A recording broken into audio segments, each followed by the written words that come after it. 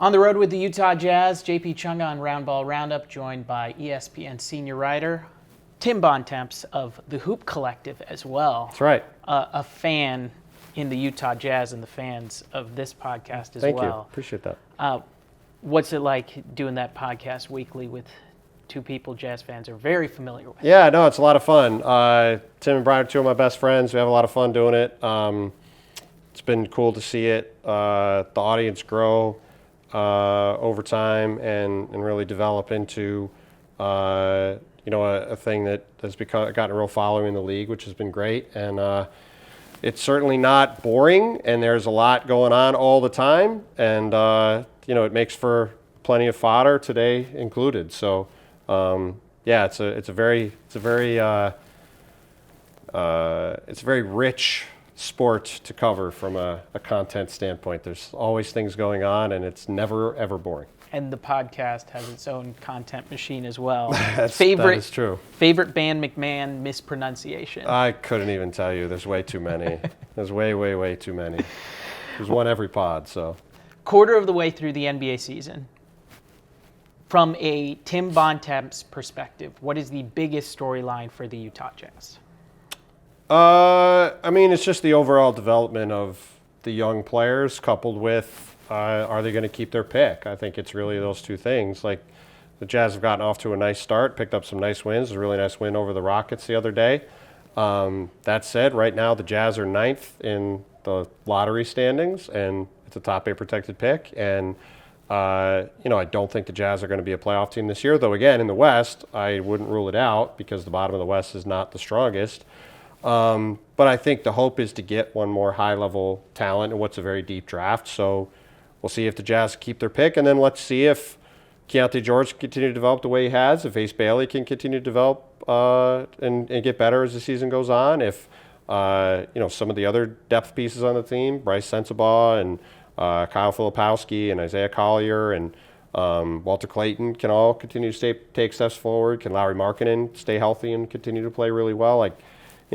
This summer, the Jazz set their roster up to a place where it was going to be about letting these young guys play and grow and develop under Will Hardy. And I think they've so far followed through on that, and we'll see where it lands them in the standings. But I think overall, seeing those young players continue to get better and grow is the single most important thing, and where that pick lands is the second.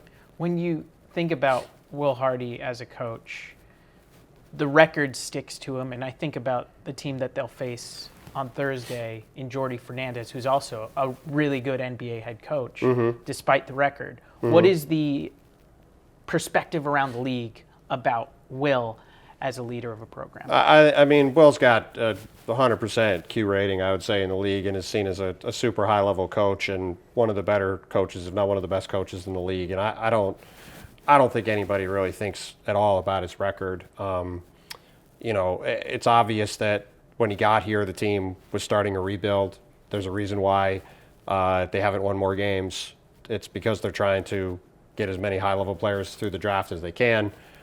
There's a reason why I think he's already gotten 2 different contract extensions. Like, he's an incredibly highly valued coach in the league, and I think will be in Utah as long as they want to have him, and is going to be one of the guys that people look at as one of the better, if not the best coaches in the league for a long time. Are you surprised by the little jump that we've seen from Keontae George at the start of the season? Not really. I mean, obviously a little surprised to see him do some of what he's doing, but again, he's a third-year guard, and it takes guards a while, especially young guards, to get going.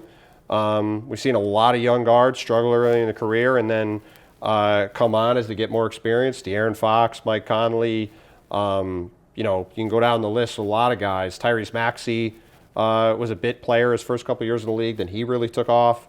Keontae's a really explosive athlete and an exciting player. He's got a lot of different skills on offense. He's getting to the line more. His shot is better. He's playing for a really good coach and knows how to develop talent. So, individual things I'm surprised about. But, if you'd said Keontae George is going to take a big leap in his third year, I think it's a reasonable thing to have thought could happen. But, again, doesn't mean it will happen. And it's a credit to him and a credit to the Jazz that he's been able to take a step forward, because you have a potential starting guard for a long time that will really help. When you look at the Eastern Conference, which you're mainly looking at here on the East Coast. Detroit leading, and from a Jazz perspective, that's the best team that they've played from the Eastern Conference so far. A little muddled below that, but where does it stack up in the Eastern Conference? I have absolutely no idea. I was talking to an executive today. I think it's the most wide open conference in the history of the sport. Like, you could pick 6 or 7 teams and say they could win the title, or win the conference, not the title, and I could probably understand the argument. It's very wide open. Everybody's pretty good. Everybody has a lot of flaws. Whether it's Detroit or New York or Cleveland or even Boston, who has beat all 3 of those teams in the last week and a half. Miami has a funky team and is very good. Has gotten off to a great start. We'll see what happens with Giannis in Milwaukee. Atlanta and Orlando are really interesting. Like, there's just a lot of teams that are pretty good that aren't great, and they're all bunched up. And I think whether it comes down to matchups or health or both, I think the playoffs could be really wide open.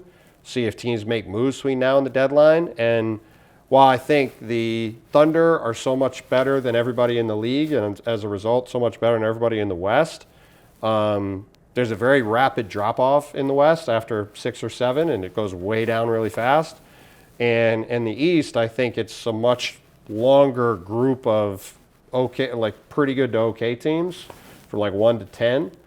That's, I think, going to potentially make for some really interesting action in the spring when the playoffs come around. And it could be, like I said, as truly unpredictable as it's ever seen to see who's going to come out of it in the end. Does that adjust team building when you look at conferences? Because the West clearly has that front runner in OKC, but the East, if you make one move, you could maybe jump into a different tier. Yes and no. I mean, if I got a job running a team, my goal would be to try to win a title. So whether the Thunder are in the East or West, they still exist. Right. And they're going to exist for a long time. So to me, the North Star would be, how do you try to take down the Thunder either way? But yeah, I mean, look, certainly the East is wide open. So to your question, could it cause somebody to make a move to take a leap forward because there's more of an opportunity than they expected? Yeah, sure. I think that's possible. For me, it wouldn't change much, but for plenty of teams, it easily could, because, you know, to make it to the finals is not an insignificant thing. And I certainly didn't think Indiana was going to push the Thunder to 7 games last year. And if Tyrese Haliburton hadn't gotten hurt, who knows what happens in Game 7. So if you get into a best-of-7 series, you never know what's going to happen. And it's certainly as good a chance to get there this year out of the East as there's ever been in any conference in a long time, I would say. I think of Orlando, which goes to get Desmond Bane to try and make one of those moves to jump into the top contenders category, at least in their conference. And early returns have been, mixed, especially now when you're looking at what Paolo can do as their lead player. Where's Orlando after that trade?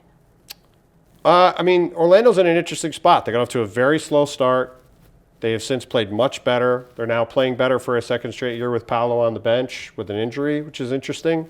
We'll see what happens when he gets back on the court. But Desmond Bane's a really good player. Their most important player remains Jalen Suggs. When he plays, they're really, really good.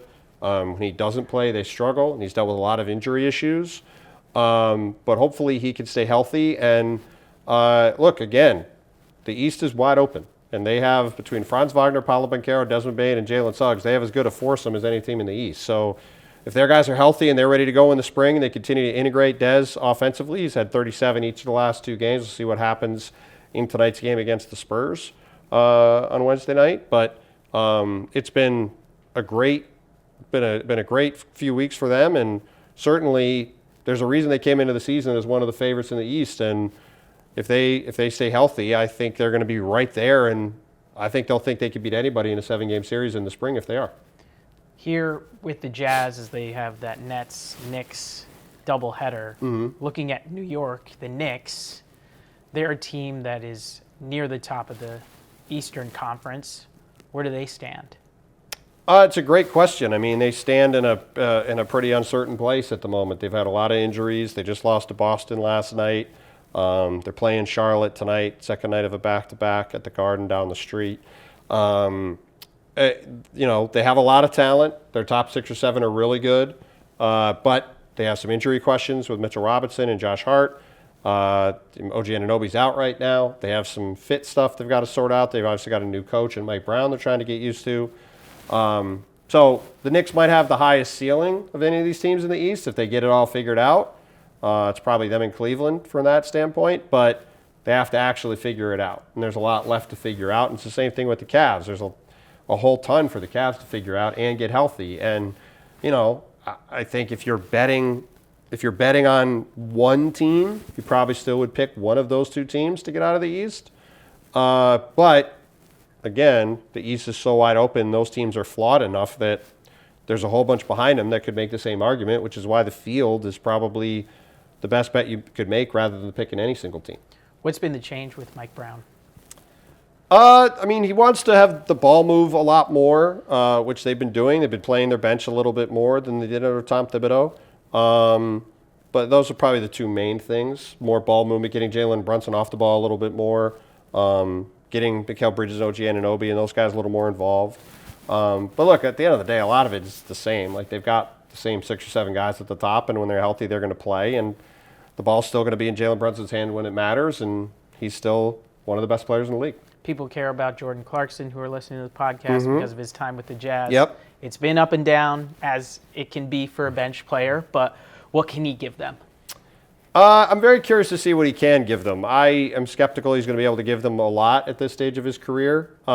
He's obviously had a great run with the Jazz the past several years, and he's a great guy. And when he gets hot, obviously, he can make a bunch of shots and can maybe win you a game or two that way, which, look, if the Knicks go on a deep playoff run, he probably will win them a game or two just by hitting a bunch of shots. I'm not certain he also won't lose them a game or two with some other deficiencies in his game. But like you said, he's a scorer off the bench. Like, that's kind of what you come to expect, right? Like, if he was a better defender or a more consistent offensive player or whatever, he'd probably be a starter. He'd probably be 5 or 10 years younger, right? So he's a good fit in the locker room, good guy, solid scorer, gives the Knicks some pop off the bench that they didn't always have last year. And again, if they get to the conference finals or finals and he wins them 2 playoff games, they'll be very happy and it'll be money well spent. Finally, is there a better league pass market between Mike Breen having Ian Eagle in the market, Ryan Ruocco? Is there a better league pass market than New York? No, it's amazing. Between the Knicks and Nets have long had the 2 best local broadcasts in the league, in part because they've had unbelievable talent, like you said, like Mike Breen and Clyde Frazier doing Knicks games, and then Frank DeGrace, who's now running NBC's coverage of the NBA this year. He's been the Yes game producer for the last 25 years, and he didn't develop Ian Eagle, but worked with Ian Eagle, developed Ryan Ruocco, developed Sarah Kustok, who's a tremendous analyst, Richard Jefferson, Mark Jackson. Noah Eagle's now there. Michael Grady, who is now all over the place doing play-by-play. He hired him to do sidelines and some play-by-play for them. Like, Frank has had an instrumental role in developing a ton of the most prominent voices in NBA media. So yeah, like, between those 2 teams, it's an awesome experience to sit and watch them every night, and it's been a fun place to be a basketball fan for many, many years as a result. Hoop Collective and ESPN. He is Tim Bontemps on Roundball Roundup. Tim, thanks so much. Thanks, man. Appreciate having me.